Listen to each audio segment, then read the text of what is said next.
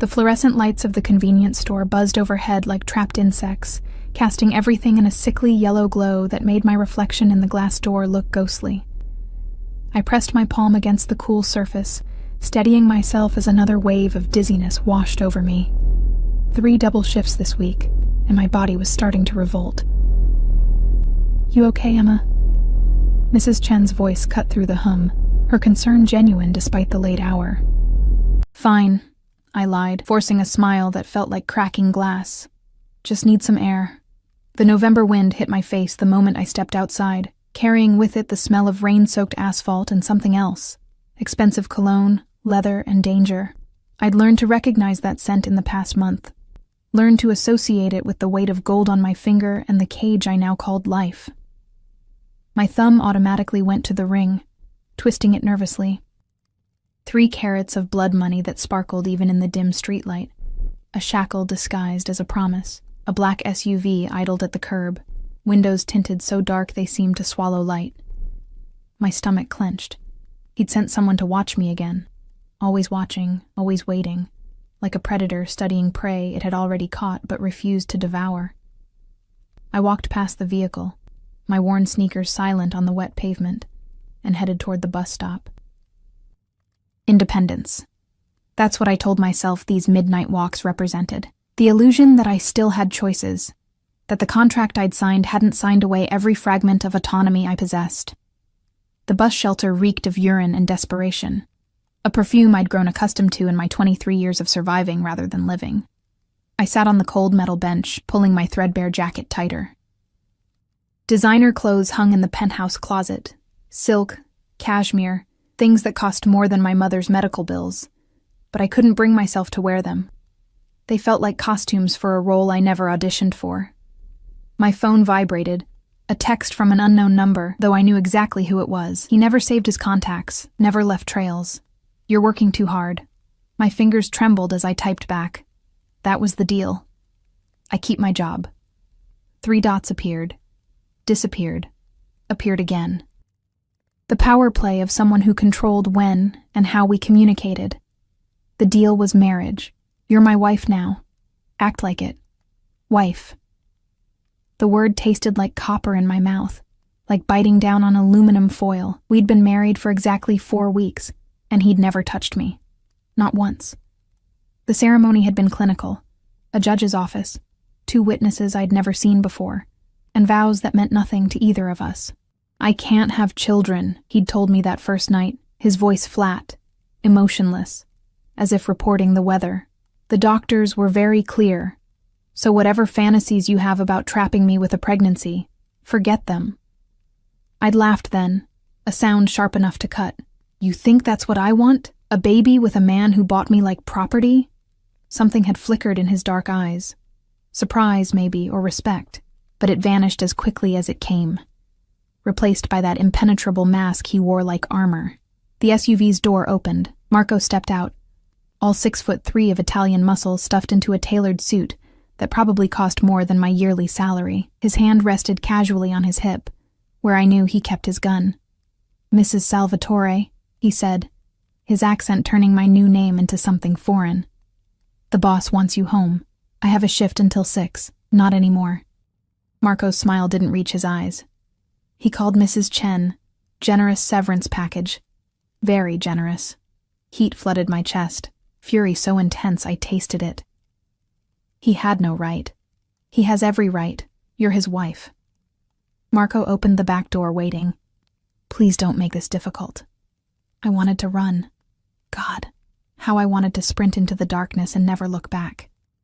But the contract sat in a safe somewhere, pages upon pages of legal jargon that boiled down to one simple truth: my mother's life for my freedom. Stage 4 cancer didn't care about my pride, and the experimental treatment in Switzerland cost more than I'd earn in 10 lifetimes. I stood, legs shaky, and walked toward the SUV like a prisoner approaching the gallows. The interior smelled like him, bergamot and cedar, mixed with something darker, more primal. I'd never ridden in his personal vehicle before. He always sent drivers, kept his distance, maintained the fiction that this was a business arrangement rather than ownership. But tonight, as Marco pulled into traffic, I noticed details I'd missed before. A jacket draped over the seat beside me, still holding the warmth of his body. An empty coffee cup in the holder, lipstick free. He took it black, no sugar, like everything else in his life. And there, on the floor, a single playing card, the King of Spades. My fingers itched to pick it up, but I didn't dare. Everything in Dante Salvatore's world had meaning, and I wasn't fluent enough in his language to understand what this card represented. The penthouse loomed ahead, all glass and steel jutting into the sky like a middle finger to the laws of physics and good taste. Top floor, naturally. Dante Salvatore didn't do anything by halves. Marco escorted me through the lobby, where the night concierge nodded with the kind of deference reserved for royalty or mobsters. The elevator ride was silent, tension thick enough to choke on. I counted the floors, watched the numbers climb, and wondered, not for the first time, if I'd survive this marriage intact. The doors opened directly into the penthouse. No hallway, no chance of escape. Just straight into the belly of the beast. He stood by the floor-to-ceiling windows, silhouetted against the city lights like a dark angel surveying his kingdom. His suit jacket was gone, sleeves rolled up to reveal forearms corded with muscle and marked with scars I'd glimpsed, but never asked about. A tumbler of amber liquid dangled from his fingers, catching the light. "Leave us," he said without turning. Marco vanished with the efficiency of someone who knew better than to linger. The silence stretched, taut as a wire ready to snap. I counted my heartbeats, 1, 2, 3, waiting for him to speak, to explain why he'd ripped away the one piece of normalcy I'd managed to keep. "You looked pale on the security feed," Dante finally said, his voice low, controlled, swaying on your feet. "I'm fine. You're exhausted." He turned then, and the full force of his attention hit me like a physical blow. Dark eyes that missed nothing, a face too beautiful to belong to someone so dangerous, and a mouth that had never smiled in my presence. "When did you last eat?" The question surprised me. This morning, maybe?" "Maybe." He repeated the word like it offended him. "Marco!" The door opened immediately. Marco had been waiting, of course. "Have the chef prepare something light. Soup, bread, nothing heavy." Dante's gaze never left my face. "And call Dr. Russo. Tell him to come by tomorrow morning." "That's not necessary," I protested, but my voice sounded weak even to my own ears. It wasn't a request, Emma. The way he said my name, with possession, with certainty, made my skin prickle. "You're my responsibility now. I take care of what's mine, not who." "What?" "I don't need a doctor," I insisted, crossing my arms. "I need you to stop controlling every aspect of my life." Something dangerous flashed across his features. There and gone so quickly I might have imagined it. He crossed the space between us in 3 strides, moving with the predatory grace of a man accustomed to violence. This close, I could smell the whiskey on his breath, see the shadow of stubble along his jaw, count the flecks of gold in his dark eyes. This close, I could almost believe the rumors, that he'd killed his first man at 16, that he'd built his empire on blood and betrayal, that he'd never lost a fight or a negotiation. "Your life belongs to me," he said softly, each word precise as a surgeon's cut. "Every breath, every heartbeat, every minute of every day, that was the agreement. Your mother lives, and you become mine. Or have you forgotten?" Tears burned behind my eyes, but I refused to let them fall. "I haven't forgotten. How could I when you remind me every chance you get?" His jaw tightened, and for a moment, I thought I'd gone too far. But instead of anger, something else crossed his face, something that looked almost like regret. "Eat," he ordered, stepping back, "then sleep. You look like hell."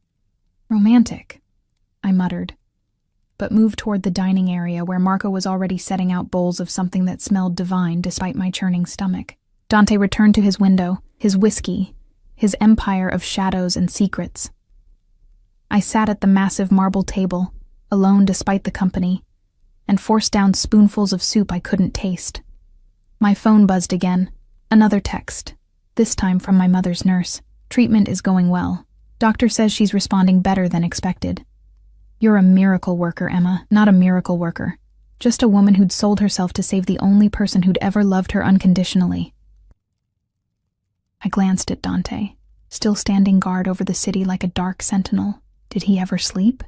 Did he ever let down that carefully constructed armor and just feel? "Why did you marry me?"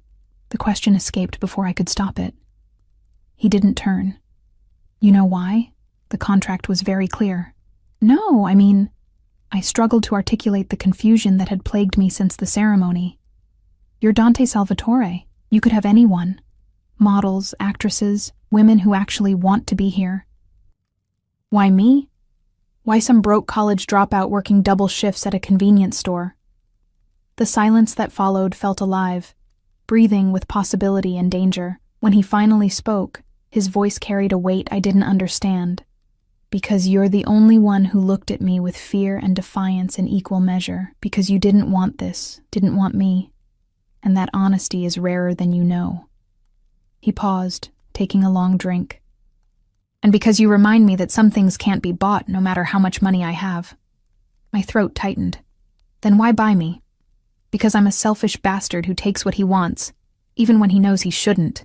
He turned then, and the raw hunger in his eyes sent ice down my spine. "Finish your food.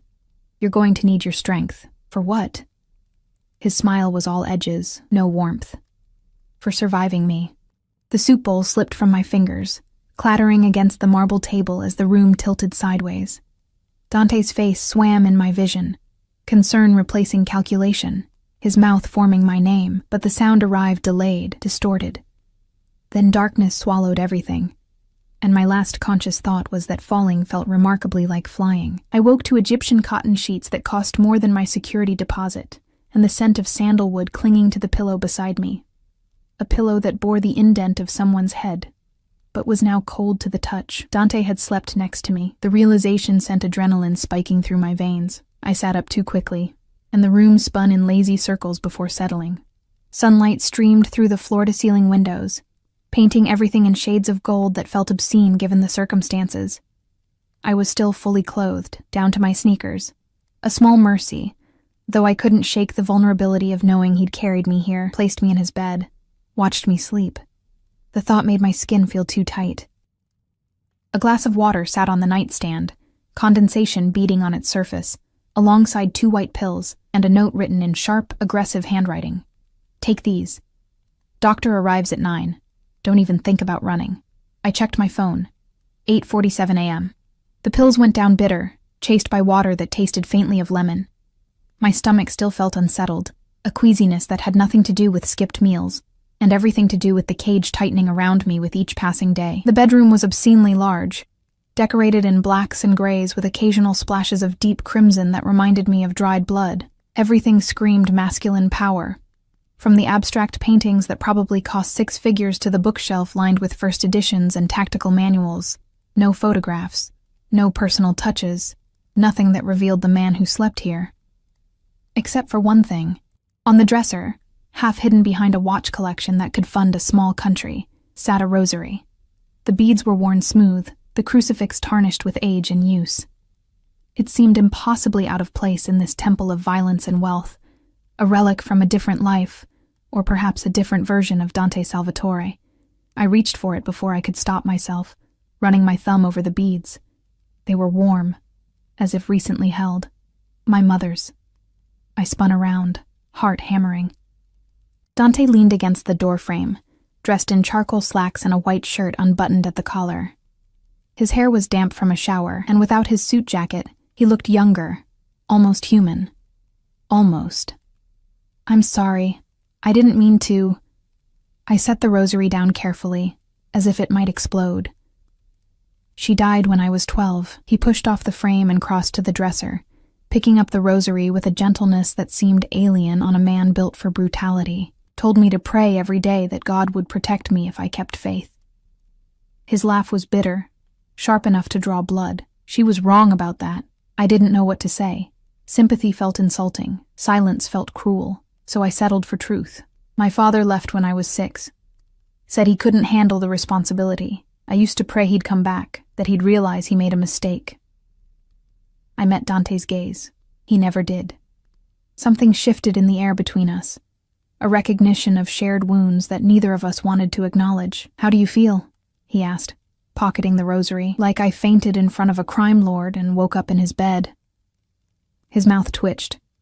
Not quite a smile, but close enough to surprise me. Technically, you're married to the crime lord. Changes the optics considerably. Does it? I challenged, because from where I'm standing it feels exactly the same. The almost smile vanished. Dr. Russo will be here soon. He's discreet, thorough, and knows better than to discuss his patients with anyone, including me, unless it's life-threatening. And if I refuse to see him, Dante's expression hardened into something carved from marble. Then I'll have Marco hold you down while he examines you. Your choice, Emma. Easy or difficult. Rage flared hot in my chest. You're unbelievable. I'm concerned. He stepped closer, and I hated how my body responded. Muscles tensing, breath catching, every nerve ending suddenly aware of his proximity. You haven't been eating properly. You work yourself to exhaustion. You fainted in my arms last night, and I could feel every rib when I carried you to bed. His hand lifted, hovering near my face but not quite touching. So yes, you'll see the doctor. And yes, you'll do exactly what he tells you. Because I'm your property, I spat. Because you're my wife. The way he said it, with conviction, with possession, made something dangerous curl in my lower belly.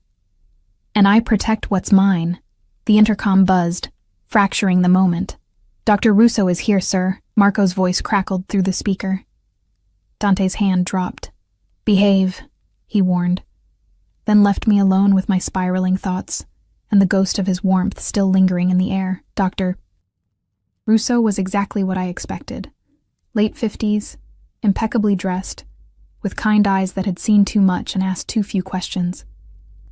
He set up his equipment in the bedroom with practiced efficiency, while Marco stood guard at the door like a particularly well-armed statue. Mrs. Salvatore, Dr. Russo greeted me with a slight Italian accent. Your husband mentioned you've been feeling unwell? The title still felt foreign, like wearing someone else's skin. I fainted. It was nothing, just exhaustion. He pulled out a blood pressure cuff. Let's make sure, shall we? The examination was thorough but professional. Blood pressure, temperature, heart rate. He asked questions about my medical history, my diet, my sleep patterns. I answered mechanically, my mind elsewhere. When was your last menstrual period? Dr. Russo asked, pulling out vials for blood work. I blinked. What? Your last period, Mrs. Salvatore. When did it start? My mind went blank. When was it? I'd been so consumed with the wedding, the contract, adjusting to this new life that I hadn't paid attention to something so routine. I don't know, I admitted. Maybe 6 weeks ago? 7? Dr. Russo's expression remained neutral, but something in his posture shifted. I see. And you're sexually active? Heat flooded my face. No, we don't. God, why was this so humiliating? The marriage isn't consummated. I understand. He prepared the needle for blood draw with steady hands.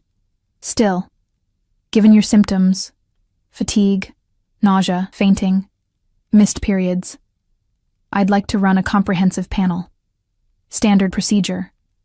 The needle slid into my vein with barely a pinch.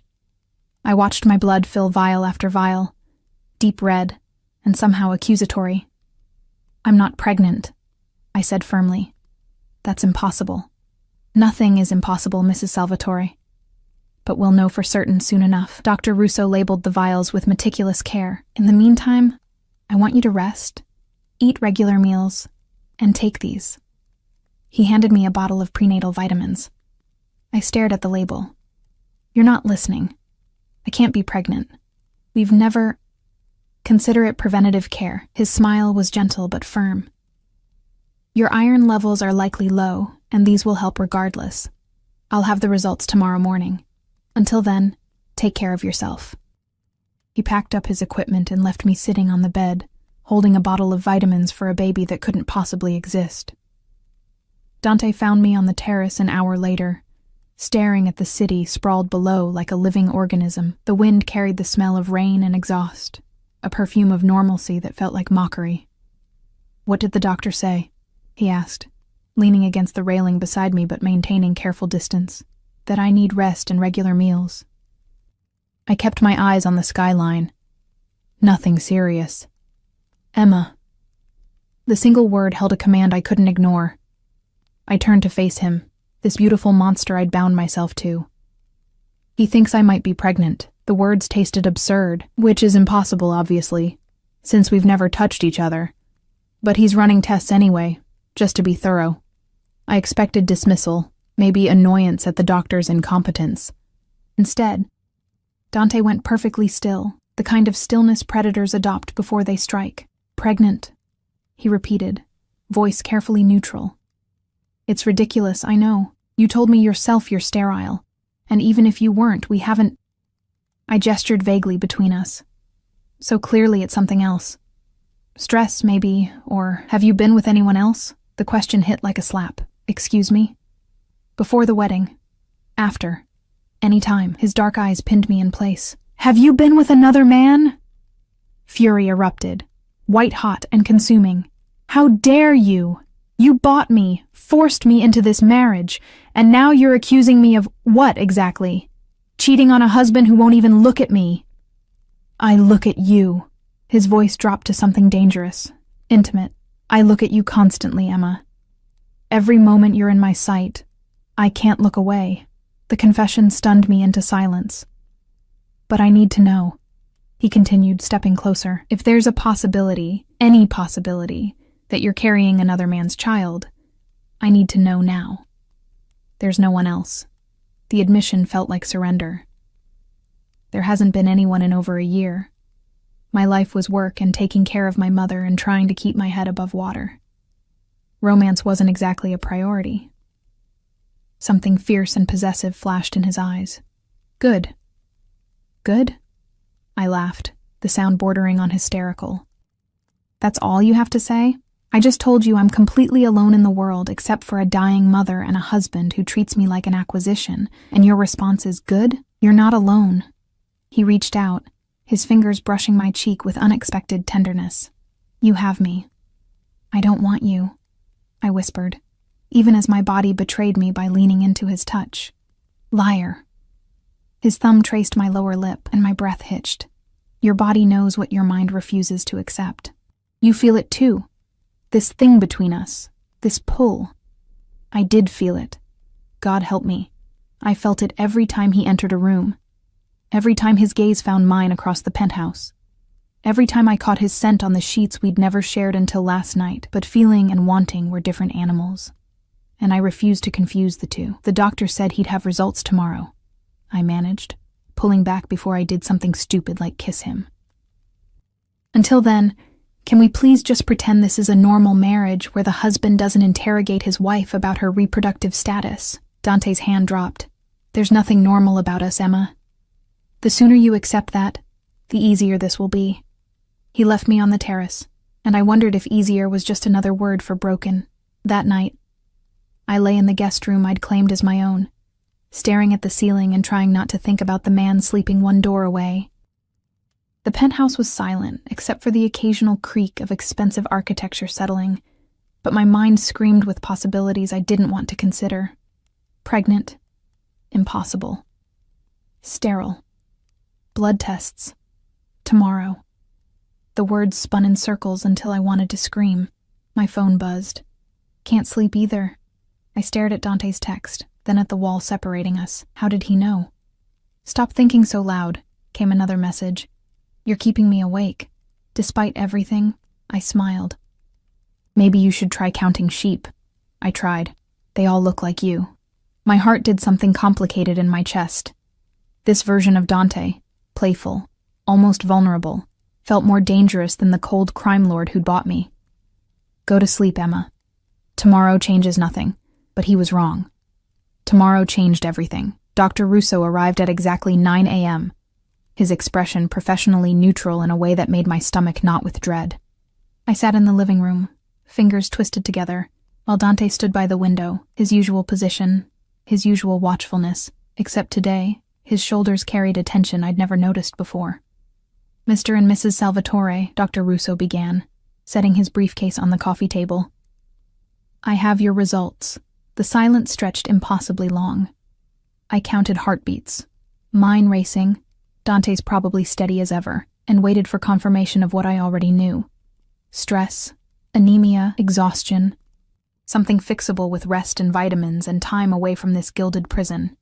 Mrs. Salvatore, you're pregnant, approximately 6 to 7 weeks based on hormone levels. The world tilted sideways. That's impossible, I heard myself say, though my voice sounded distant, hollow. He's sterile. The doctors said, medical impossibilities happen more often than you'd think. Dr. Russo's tone remained maddeningly calm. Sterility isn't always absolute. Sometimes it's simply severe infertility, and under the right circumstances. He trailed off delicately. I turned to Dante, expecting denial, anger, accusations. Instead, he stood frozen, face drained of color, staring at the doctor like he'd spoken in a language Dante couldn't comprehend. You're certain? Dante's voice came out rough, barely controlled. The blood work is definitive. Congratulations. Dr. Russo pulled out paperwork. I'll need to schedule an ultrasound to confirm viability and dating, but based on these numbers, everything looks healthy. Mrs. Salvatore, you'll need to start prenatal care immediately. Stop. I stood abruptly, legs shaking. Just stop. This doesn't make sense. We've never touched each other. Never. So either those tests are wrong or... Memory hit me like a freight train. The wedding night. I'd been so exhausted, so emotionally wrung out from the ceremony and the contract and the reality of what I'd done. Dante had given me a drink, whiskey, he'd said, to calm my nerves. I'd woken up the next morning in his bed with no memory of how I got there, my clothes rumpled, my body aching in ways I'd attributed to stress. You drugged me. The accusation fell between us like a guillotine blade. That first night, you gave me something, and then you... No. Dante crossed the distance in 2 strides, gripping my shoulders. Emma, no. I would never... I gave you a sedative because you were hysterical, but I didn't touch you. I swear on my mother's grave I didn't touch you. Then explain how I'm pregnant. Tears streamed down my face, hot and furious. Explain how your sterile body somehow got me pregnant when we've never had sex. Dr. Russo cleared his throat uncomfortably. Perhaps I should give you both some privacy. No. Dante's grip tightened fractionally. Stay. I want you to explain to my wife exactly how conception works, since she seems to think I'm a liar. Mr. Salvatore, explain it. The command cracked like a whip. Dr. Russo sighed, pulling out a medical diagram I absolutely did not want to see. Mrs. Salvatore, conception doesn't always require full intercourse. If there was any intimate contact, even partial, even brief. There wasn't, I insisted. But doubt crept in like poison. Had there been? The wedding night was a blur of champagne and panic, and Dante's hand steadying me when I stumbled. And then nothing. Just blank space where memories should be. Emma. Dante's voice softened, and somehow that was worse than his anger. Look at me. I did, searching those dark eyes for deception and finding only raw honesty that terrified me more than any lie. I didn't sleep with you, he said slowly, each word deliberate. But I did. I stayed with you. You were upset, crying, and I held you. You kissed me, or tried to. You were barely conscious, so I stopped it, but there was contact. Not intercourse, but he swallowed hard. Enough, apparently. The memory surfaced like something drowning. Dante's mouth on mine, my hands fumbling with his belt, his voice rough with desire and restraint as he'd pulled away. Not like this. Not when you won't remember. Oh God. The baby is yours, I whispered, the reality crushing me beneath its weight. The baby is ours. His hands slid from my shoulders to cradle my face. And that changes everything. Dr. Russo gathered his things with practiced efficiency. I'll schedule the ultrasound for next week. In the meantime, rest, take your vitamins, and avoid stress as much as possible. He paused at the door. This is good news, Mr. Salvatore. I know the previous diagnosis was difficult. After he left, silence swallowed the penthouse whole. Dante stood inches away, hands still framing my face, looking at me like I'd just handed him the world on a silver platter. And maybe I had. A child. The one thing he'd been told he could never have, growing inside me. I need air, I managed, pulling away from his touch. Emma, please, just give me a minute. I fled to the terrace, gulping down November wind that tasted like freedom I'd never have. Pregnant. With Dante Salvatore's baby. The impossibility, the irony, the sheer cosmic joke of it all made me want to laugh and scream in equal measure. A life was growing inside me, a tiny, impossible life that shouldn't exist but did. And I had no idea what that meant for the cage I'd walked into willingly. Dante found me 20 minutes later, carrying a blanket and 2 cups of tea I hadn't asked for but desperately needed. "You'll catch cold," he said, draping the cashmere over my shoulders. I accepted the tea wordlessly, letting the warmth seep into my frozen fingers. "I know you're scared," Dante continued, leaning against the railing beside me. "I know this wasn't part of the plan. For either of us. But Emma, I meant what I said. This changes everything."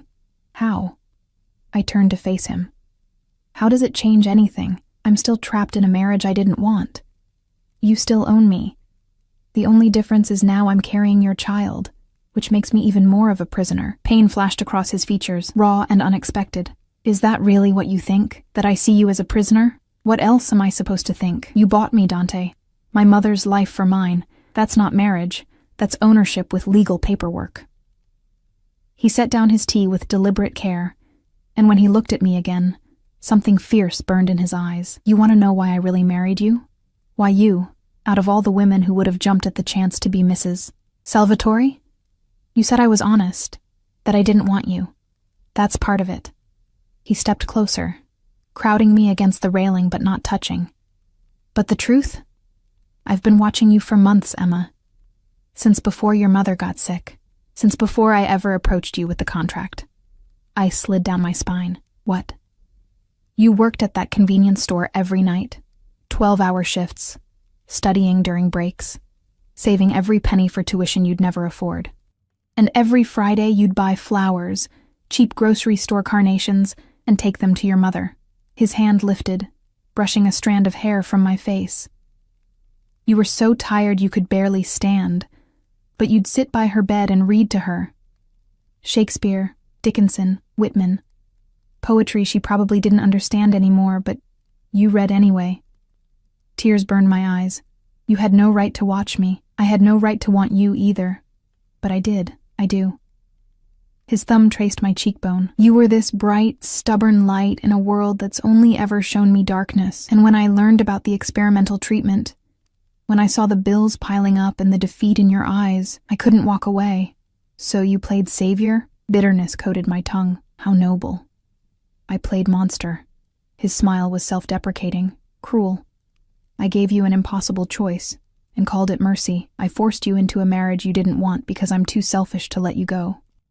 There's nothing noble about what I did, Emma, but I won't apologize for it, because having you here, carrying my child," he pressed his forehead to mine, "it's the closest to redemption I'll ever get." My breath caught. This close, I could see the gold flecks in his dark eyes, the small scar above his left eyebrow, the vulnerability he never showed anyone else. "I don't know how to do this," I whispered. "Any of this. Being your wife, being pregnant, living in this world you've built from violence and fear. Then we'll learn together." His lips brushed my temple, feather-light. "I don't know how to be a husband. I definitely don't know how to be a father. But I know how to protect what's mine. And Emma, you and this baby, you're mine now. Completely. Irrevocably." The possessiveness should have frightened me. Instead, it sent heat pooling low in my belly, a want I couldn't acknowledge without losing whatever remained of my pride. The contract? Fuck the contract. The vulgarity sounded strange on his lips. "You think I need a piece of paper to keep you here? You're pregnant with my child. The first child I ever thought I'd have. Nothing and no one will take that from me." "What about what I want?" His eyes searched mine. "What do you want, Emma?" The question hung between us, loaded with implications I wasn't ready to explore. What did I want? Freedom seemed like a fantasy now, tainted by the life growing inside me.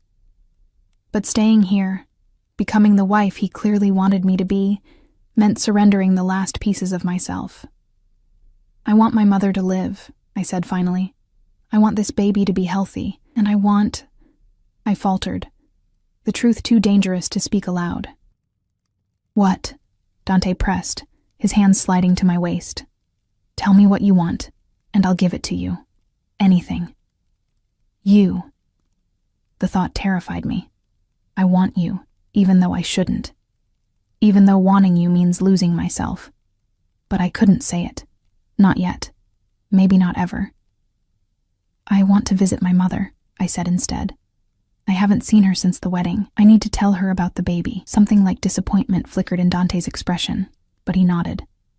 I'll arrange it. Tomorrow, Marco will drive you. Alone. Emma, if you meant what you said about giving me what I want, then give me this. One afternoon with my mother. Just us. No guards, no surveillance, no reminders that I'm your possession. I met his gaze steadily. Please. The internal war played across his face. Control versus concession. Fear versus trust. Finally, he exhaled slowly. 4 hours.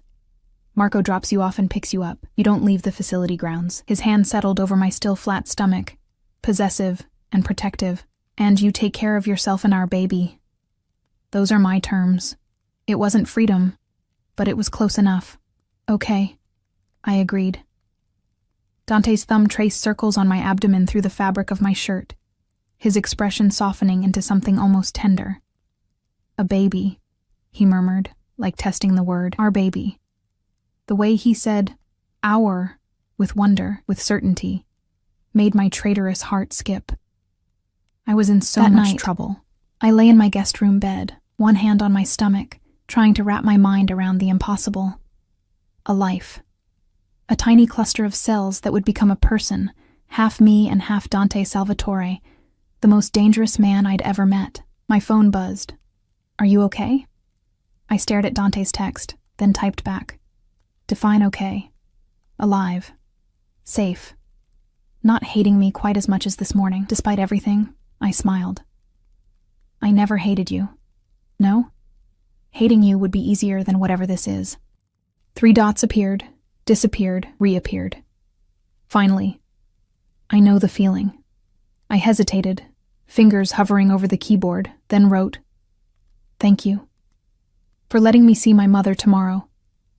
Thank you for carrying my child, for giving me something I thought I'd lost the right to want.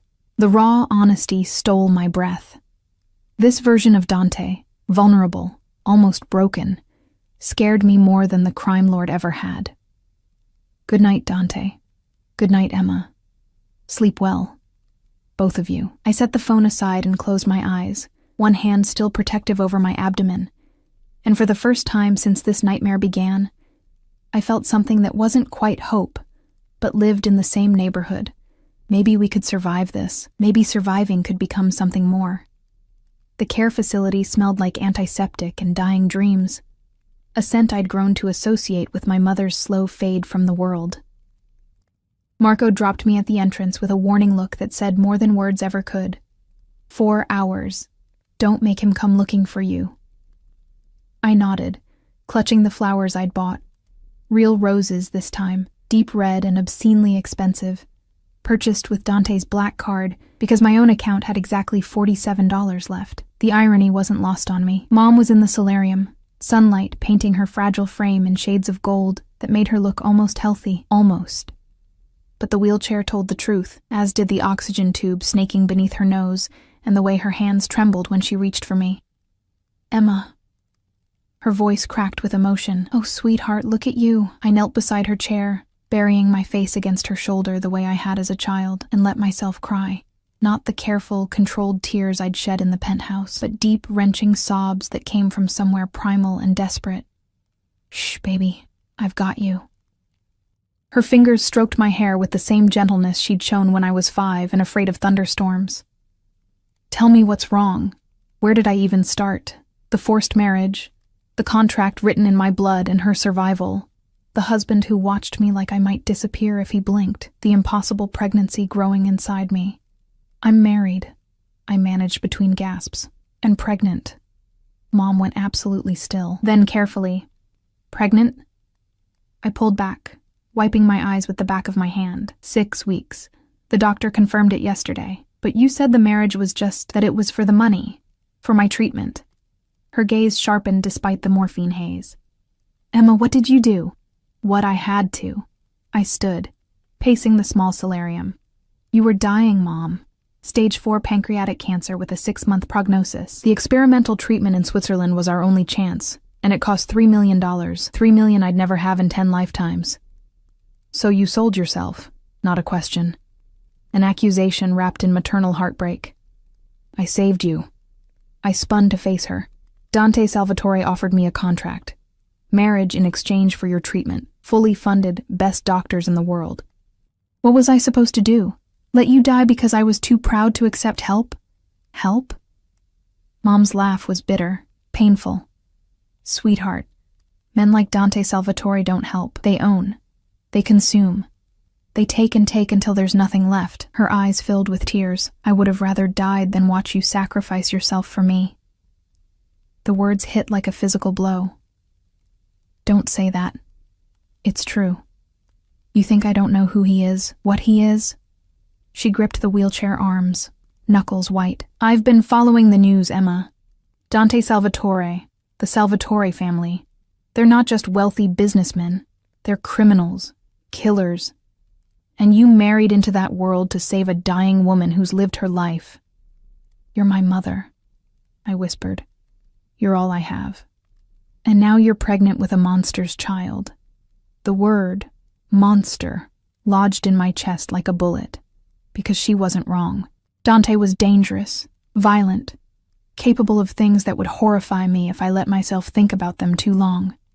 But he was also the man who'd held me while I cried, who'd given me space when I needed it, who'd touched my stomach with such reverence it made my heart ache. "He's not a monster," I said quietly. "Or maybe he is, but he's not just that. He's complicated. Stockholm Syndrome is also complicated." Mom reached for my hand. "Baby, listen to me. It's not too late. We can find another way. I can stop treatment, use what's left for lawyers, get you out of this marriage." "No." I pulled away. "I won't let you die, and even if I wanted out, it's too late. I'm carrying his child. Dante would never let me go now. Then we run. Tonight. I'll discharge myself. We'll disappear. Mom, stop." I knelt again, taking her trembling hands in mine. "You can barely walk 20 feet without oxygen. Where exactly would we run? And even if we could, do you really think Dante wouldn't find us?" I pressed her palm to my still flat abdomen.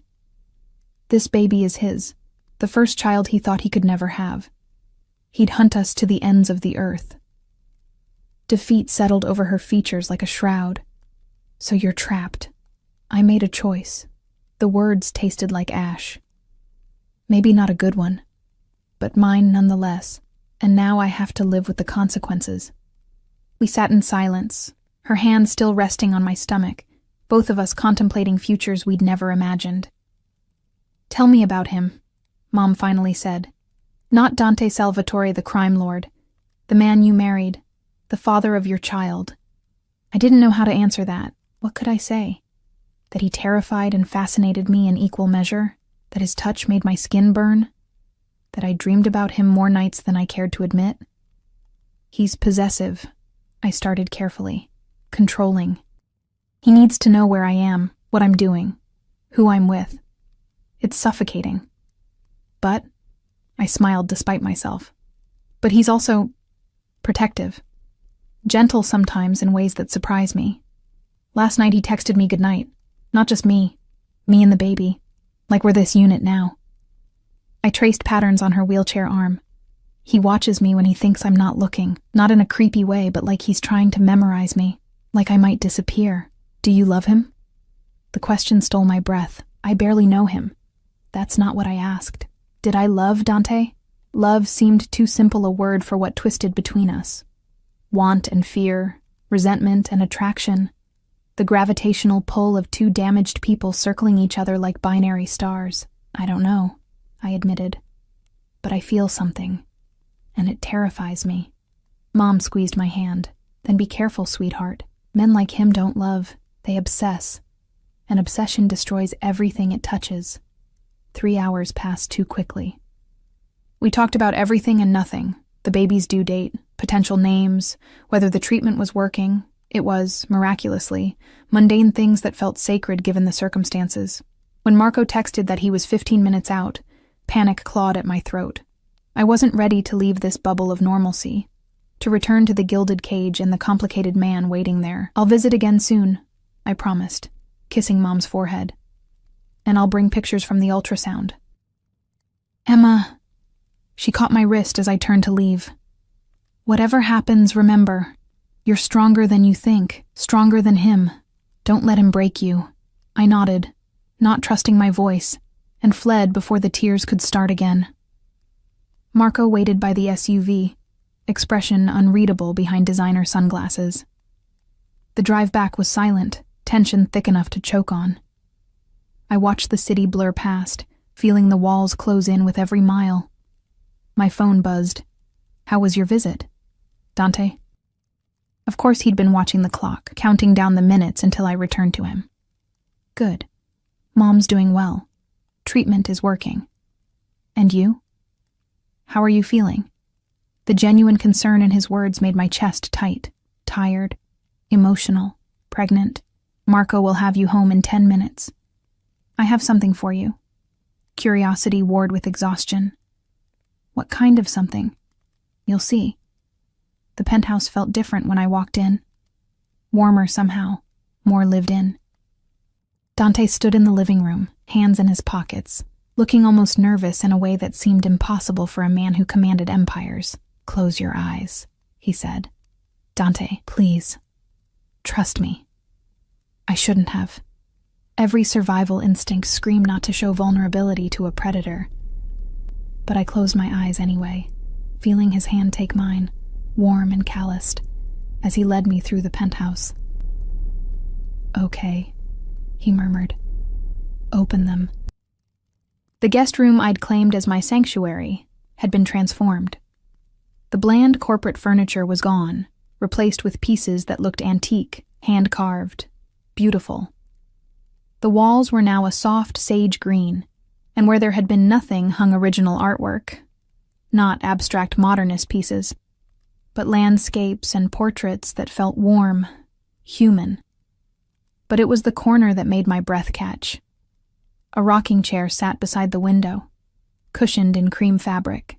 Next to it stood a bookshelf already filled with children's books, classic fairy tales, modern picture books, some in English and some in Italian, and against the far wall, a crib, I whispered.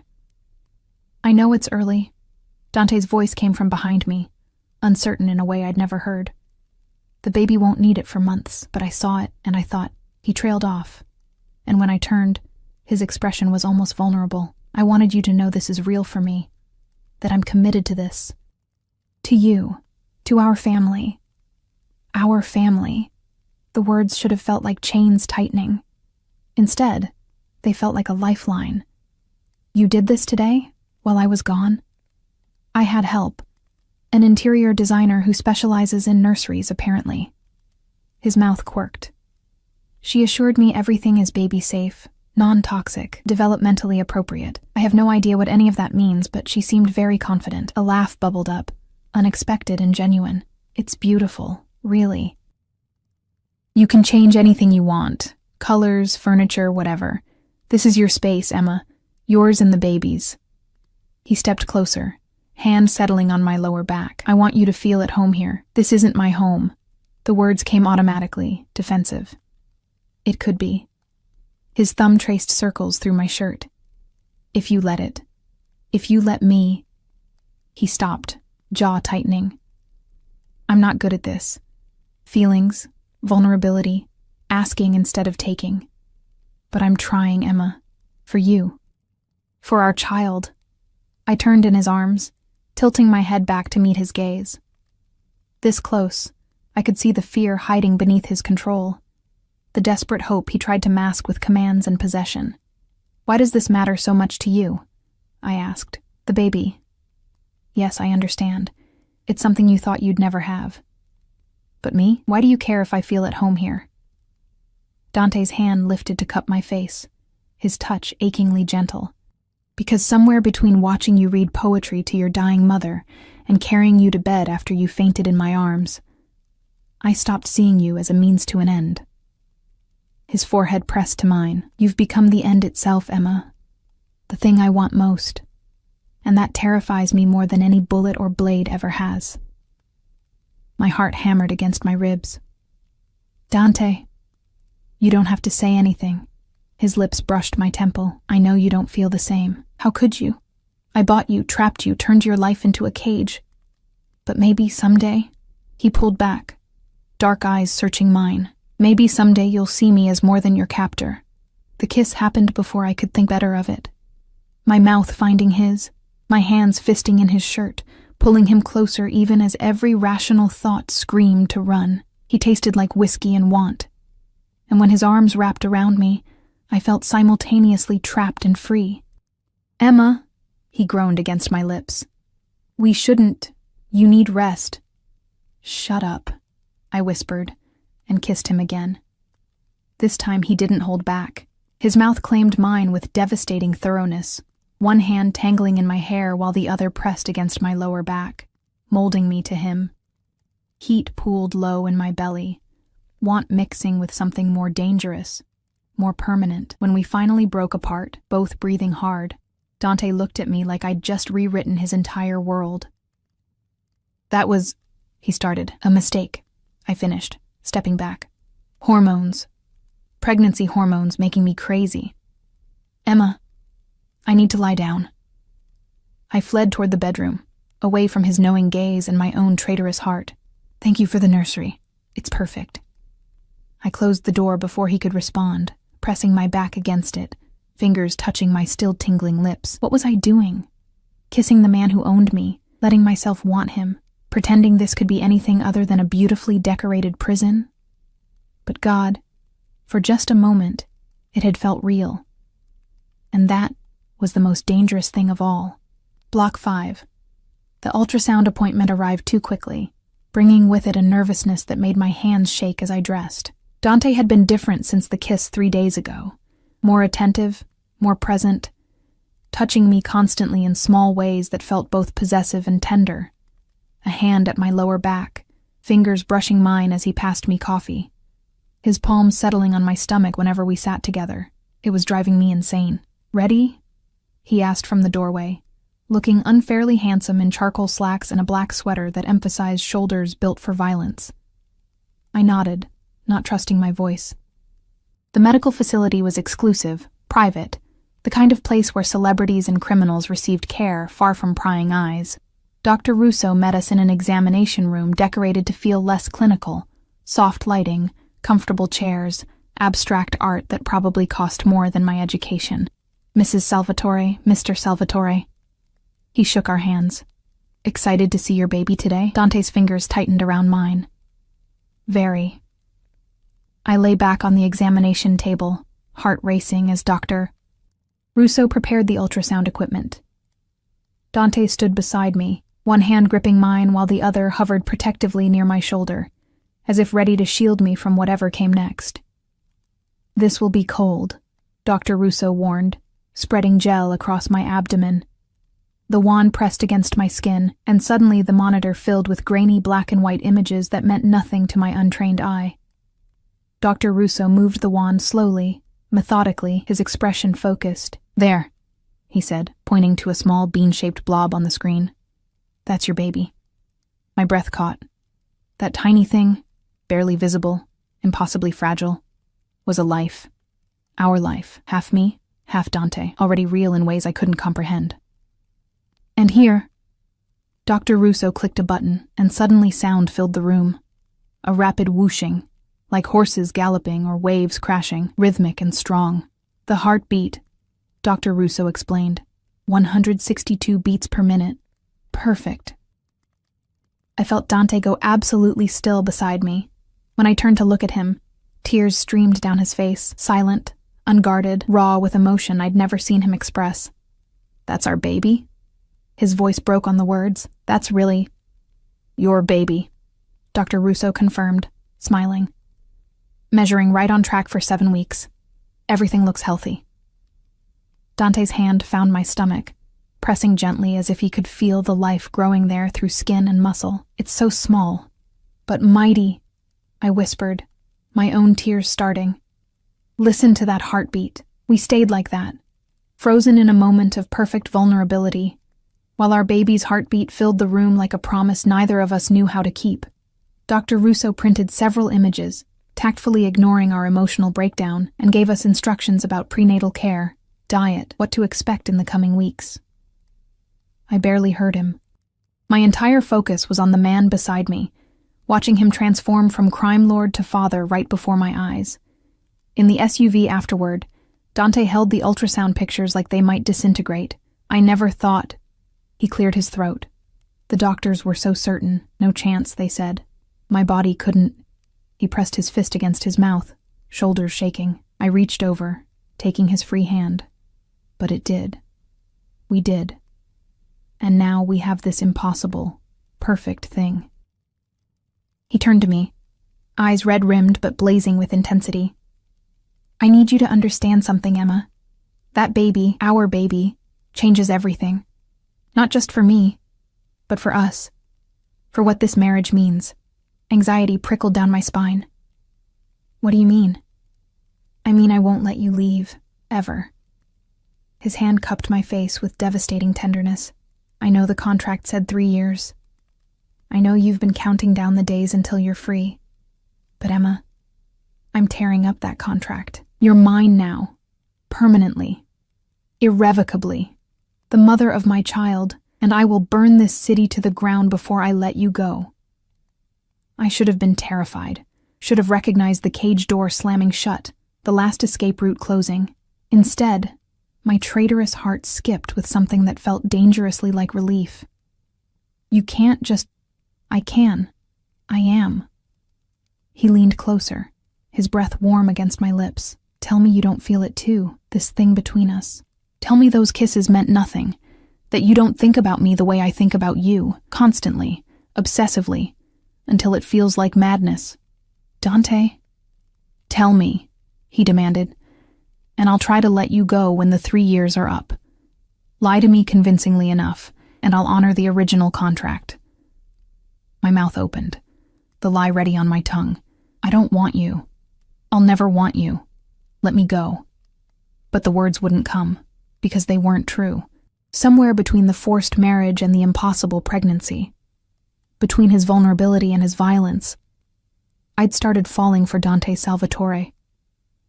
Maybe I'd been falling since that first night when he'd stopped himself from taking what I'd offered in my drugged haze. Maybe I'd been falling since he'd arranged my mother's treatment without demanding anything in return except my presence. Or maybe I'd been falling since the moment I saw him cry over our baby's heartbeat. I can't, I whispered. I can't tell you that. Triumph and tenderness warred in his expression. Then say what you can. Give me something, Emma. Anything. I'm scared. The confession tore from somewhere deep. I'm terrified of wanting you, of needing you, of this becoming real. Because if I let myself love you, Dante, if I let these walls come down and you destroy me anyway, I shook my head. I won't survive it. Then I'll make sure you never have to. His forehead pressed to mine. I'll spend every day proving you can trust me. That I'll protect you. That you and our baby are the most important things in my world. You're a criminal, I reminded him, even as my hands fisted in his sweater. You hurt people, kill people. How can I trust someone capable of that? Because the monster I am to the rest of the world? His thumb traced my lower lip. He bows at your feet, Emma. You've tamed something I didn't think could be tamed. The kiss was inevitable, desperate and claiming, his mouth on mine like he was trying to brand me from the inside out. I kissed him back with equal fervor, months of denial and want pouring into the connection. Mr. Salvatore, Marco's voice crackled through the intercom. We're being followed. Dante pulled back instantly, expression shifting from tender to lethal in a heartbeat. How many vehicles? 2. Black sedans, tinted windows. They picked us up, leaving the medical facility. My blood ran cold. What does that mean? It means someone knows about the baby. Dante's hand moved to his hip, where I knew he kept a gun. and they're either very brave or very stupid. He pressed the intercom. Lose them. Take the route through the warehouse district. Copy that. The SUV accelerated, and I gripped the armrest as Marco wove through traffic with practiced precision. Dante pulled me against his side, his body a shield between me and the window. Who would follow us? I asked, voice shaking. Rivals, enemies, take your pick. I've made plenty over the years. His jaw clenched. But they made a mistake targeting you. Targeting our baby. The violence in his voice should have frightened me. Instead, I felt protected, safe despite the danger literally chasing us through city streets.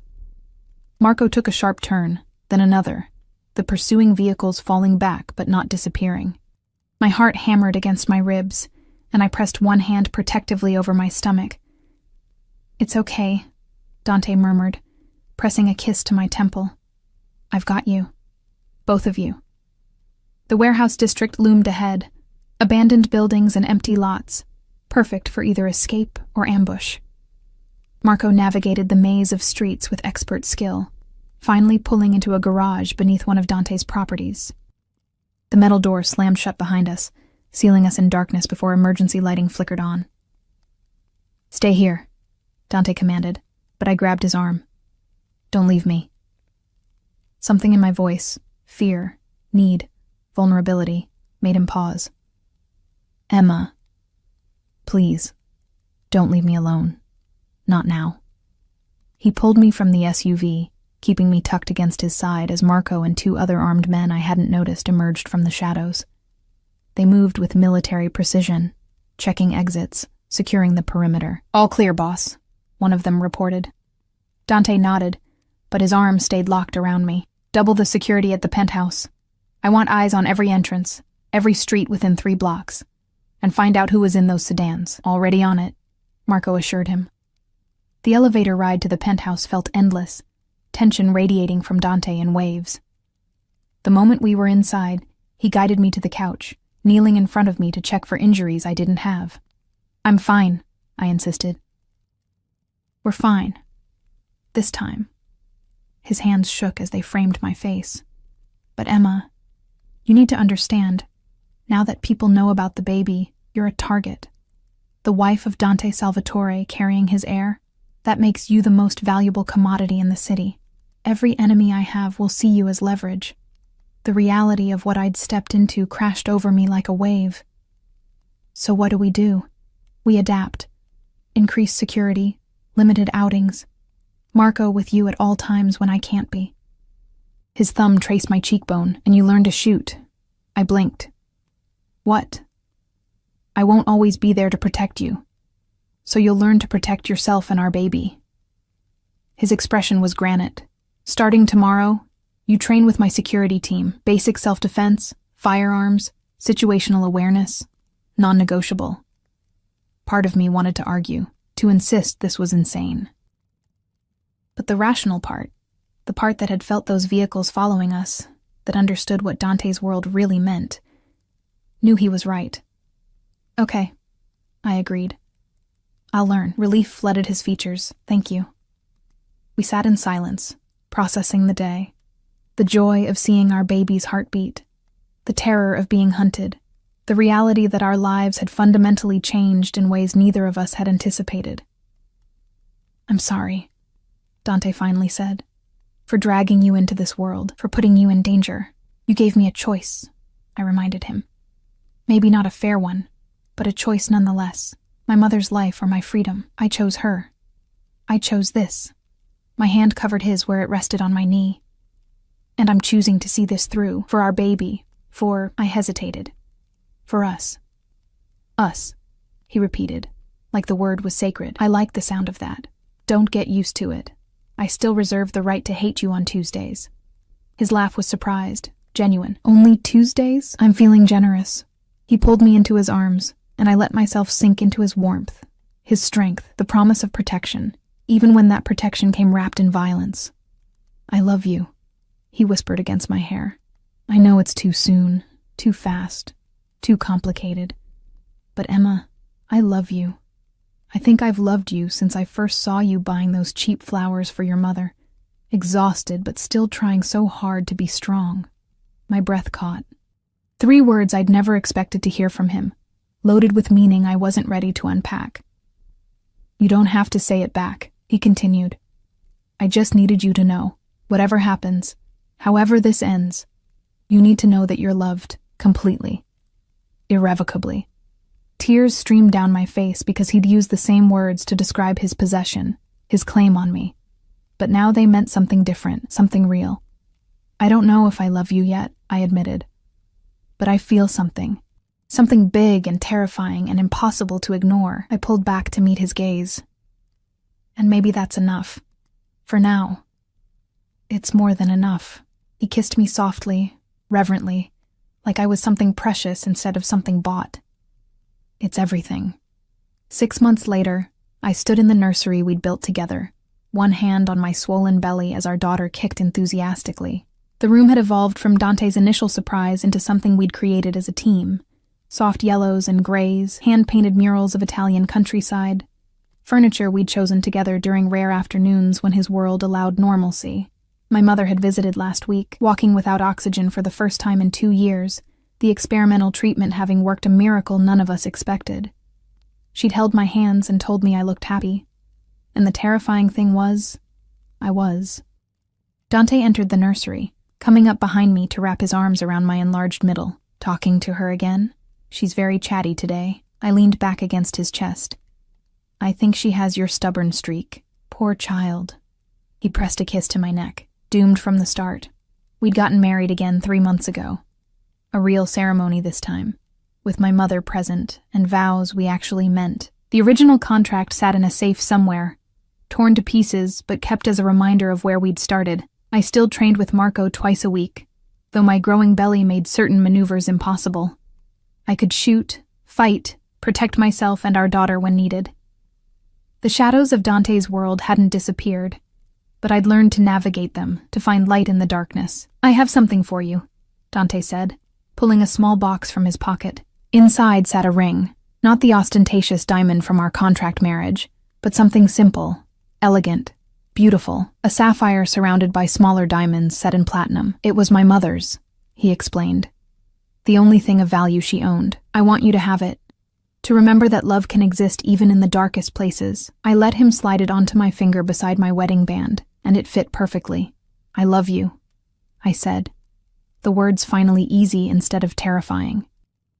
"I love you, Dante Salvatore, and I choose you every day, even on Tuesdays." His kiss was answer enough, tender and claiming, promise and possession, everything we'd become wrapped in a single moment.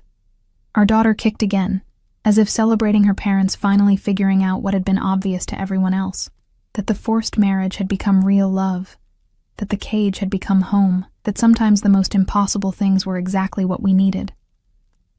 "Ready to meet her in 3 months?" Dante asked, his hand joining mine on my belly. "Terrified," I admitted, "but ready. We'll figure it out together." He turned me in his arms, dark eyes full of the vulnerability he only showed me. "Everything. Together." "Together," I agreed. And for the first time since this whole impossible journey began, I believed it. The monster had been tamed by love, and I had been freed by choosing to stay.